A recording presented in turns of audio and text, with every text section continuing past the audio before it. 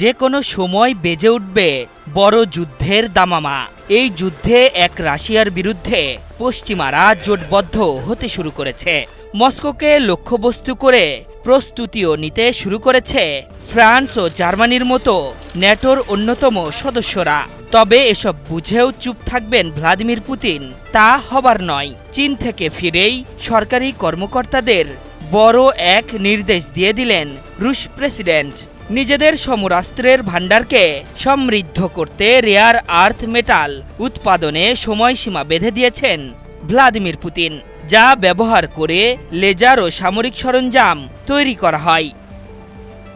বার্তা সংস্থা রয়টার্স জানিয়েছে, চলতি বছরের নভেম্বরের মধ্যে রেয়ার আর্থ মেটাল অর্থাৎ বিরল ধাতু উৎপাদনে নতুন এক কর্মসূচি হাতে নিতে সরকারি কর্মকর্তাদের সময়সীমা বেঁধে দিয়েছেন পুতিন।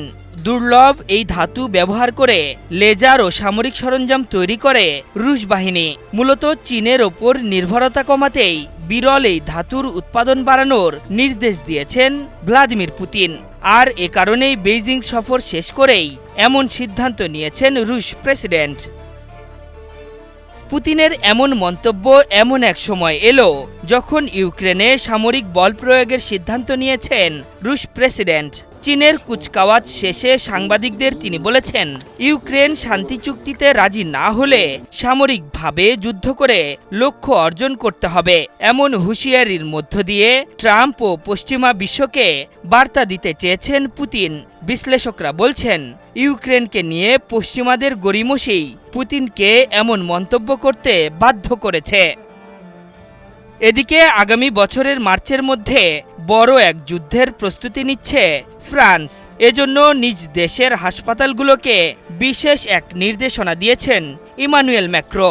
এছাড়া ন্যাটো জোটভুক্ত 14 দেশের যুদ্ধজাহাজ নিয়ে বাল্টিক সাগর অঞ্চলে হুঙ্কার তুলেছে জার্মানি। সব মিলিয়ে পরিস্থিতি এমন দাঁড়িয়েছে, আগামীর যে যুদ্ধ শুরু হতে যাচ্ছে তাতে মিত্রদের ওপর নির্ভরশীলতা কমিয়ে নিজের বাহিনীকে সমৃদ্ধের পথে হাঁটছেন ভ্লাদিমির পুতিন। ইউক্রেনের সাথে দীর্ঘ 3 বছরের বেশি সময় ধরে চলা যুদ্ধে রাশিয়াকে অকুণ্ঠ সমর্থন করে যাচ্ছে কিমের উত্তর কোরিয়া। যুদ্ধের ময়দানে সেনা ও মস্কোতে সেনা সরবরাহ করে বন্ধু পুতিনকে সমর্থন করে যাচ্ছেন কিম জং উন। চীনও ছায়া হয়ে সর্বদা সাহস যোগাচ্ছে রুশ প্রেসিডেন্টকে। এখন বিরল ধাতুর উৎপাদন বাড়িয়ে শত্রুদের হৃদয়ে কাঁপন ধরাতে পরিকল্পনা সাজাচ্ছেন ভ্লাদিমির পুতিন। আশরাফুল ইসলাম, ৭১।